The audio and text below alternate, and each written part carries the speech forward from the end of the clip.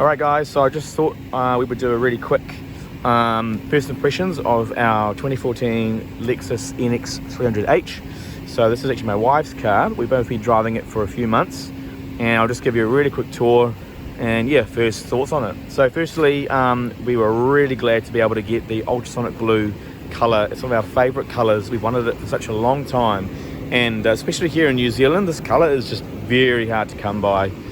In general, not just with the NX, but just in general. So we were very happy with it. And one other thing to note as well is that, we looked for a while. We wanted a really good spec.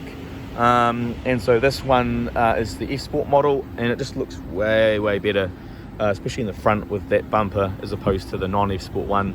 It's got the nice wheels there as well with that sort of gunmetal color as well. And spec wise, it's a really nice high spec one.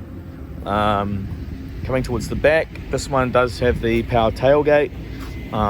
It's quite slow, as you'll see, like it's a bit awkward.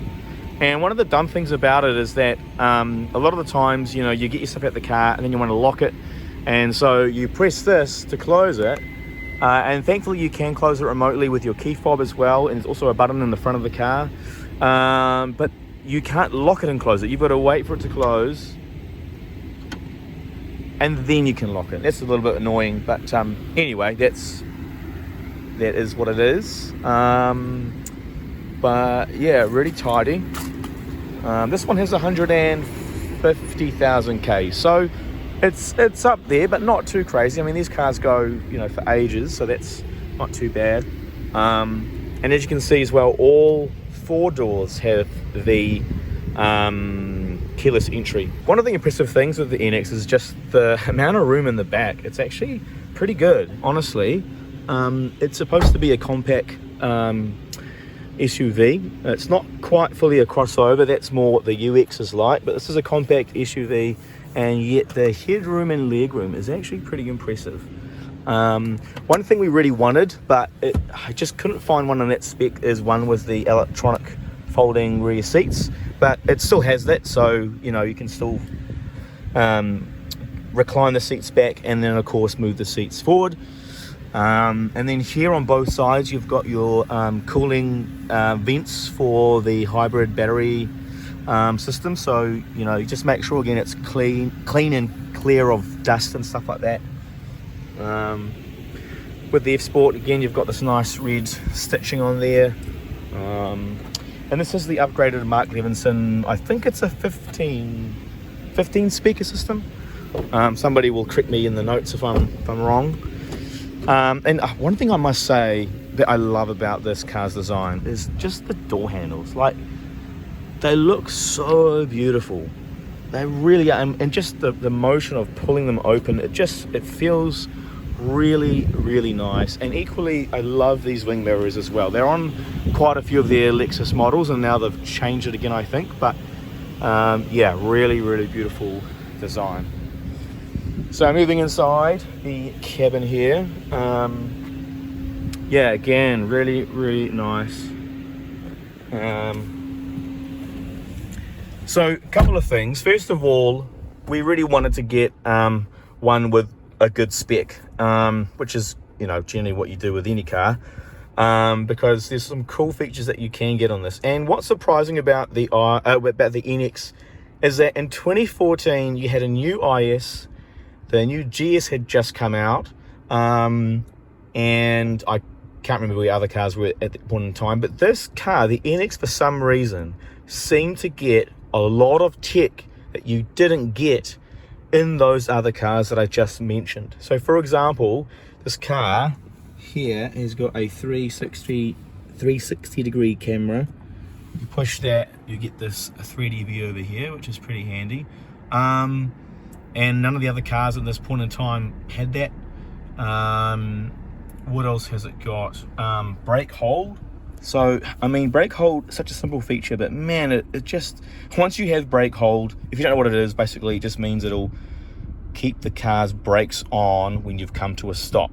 so you don't have to keep your foot on the foot brake, and you don't have to go into park and put the park brake on and all that. Really handy feature, but I'm so surprised you do not get this in the 2014 IS or in the GS. You had to wait till a lot later before you could get brake hold.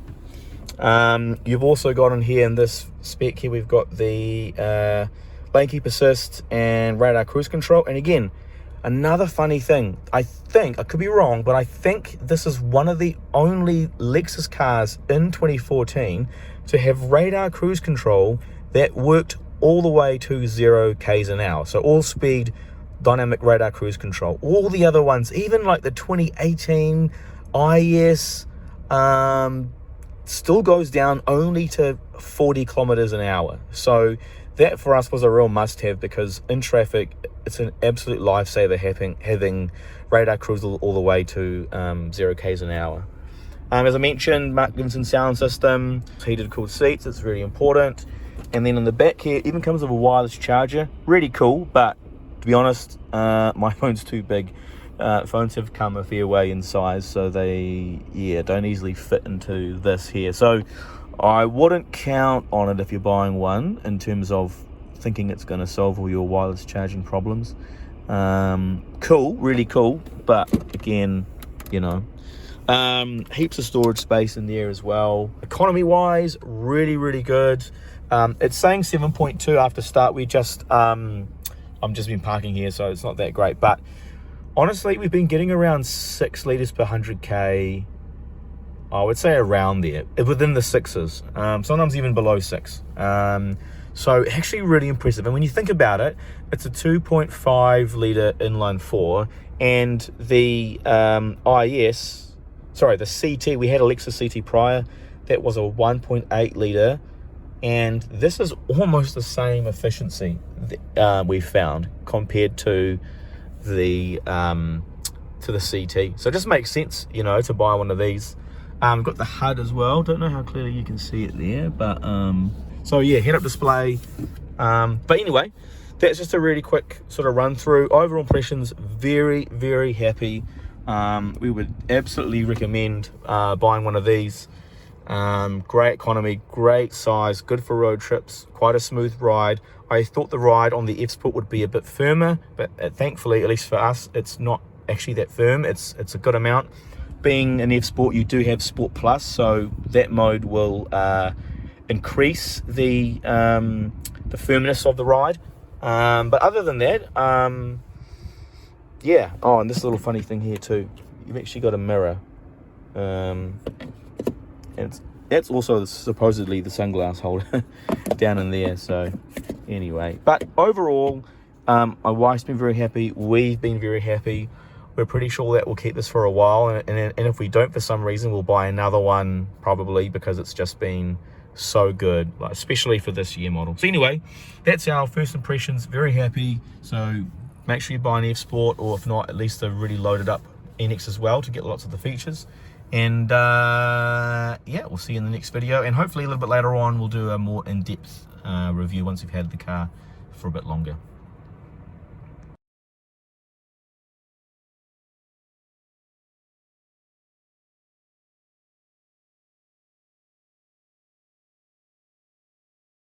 So driving in the NX, it's a really nice ride. Of course, you've got a bit of a higher seating position with being in an SUV, and if you're somebody who's worried about the size, like if it's too big, I think that's one thing they really executed well in this car.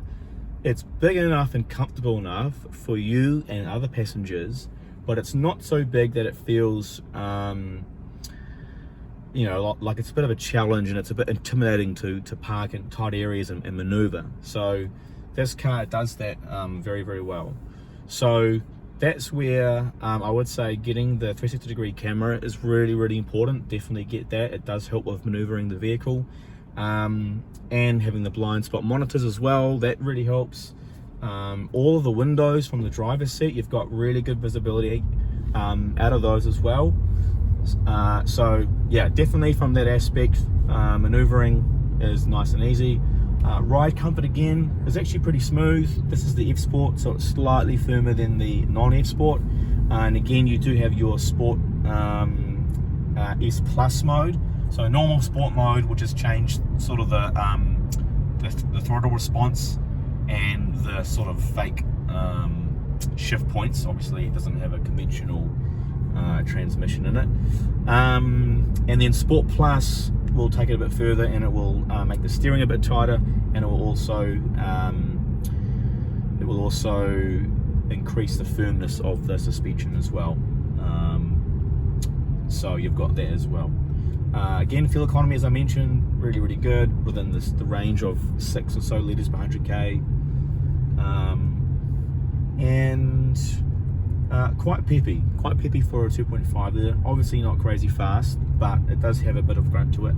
And the E-Sport model, you do get this thing called ASC, which is active sound control, and it's a little dial that you've got down here underneath the steering wheel, and it's quite funny actually. It's basically synthetic sound. So right now it's off, we normally have it off, but if I turn it on, you can hear it's trying to simulate, you know, a nicer intake and exhaust tone. But being a CVT doesn't sound so great because it just kind of drones. There's no nice, you know, what makes cars sound nice is not just the exhaust sound, but it's the sound of going through the gears, and of course not having a conventional automatic gearbox. So we pretty much just leave it off because first of all it's not genuine, but secondly it doesn't sound so great either. There's something else I was going to mention about the drive and the ride, but I forgot now. Yeah, oh well, that's the drive for you. As I mentioned earlier, we do have Apple CarPlay in here. It's an aftermarket unit, and it's basically living inside of here. It's pretty easy to install actually, and it costed us about 500 New Zealand dollars, and it's pretty good. It's been pretty reliable, not 100% reliable, but so far we don't regret spending the money on it. And of course you've got all your normal CarPlay stuff. One of the things to consider though is that if you get the screen, like a whole new touch screen, it costs almost twice the price, but the advantage is that obviously it's touchscreen. The con of this system is you have to use this touch control down here. Now I have gotten pretty used to it, but it doesn't work like a normal mouse pad on CarPlay. It works like a left and right sort of rotary dial. So you can only swipe left and right. You can go up and down a little bit, but it's a little bit finicky. One of the annoying things is that when you press down to click, sometimes it moves to the right and clicks. And I mean, it's fine now, of course, but it's quite.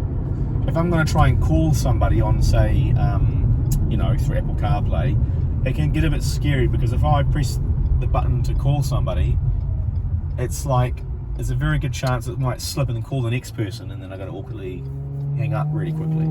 So anyway, overall, I mean, it makes the infotainment far better and far more usable than the OEM infotainment. Obviously, you've got all your updated, you know, maps and traffic data and everything else that Apple CarPlay comes with. So yeah, we definitely would recommend buying this or some other aftermarket system to update your car.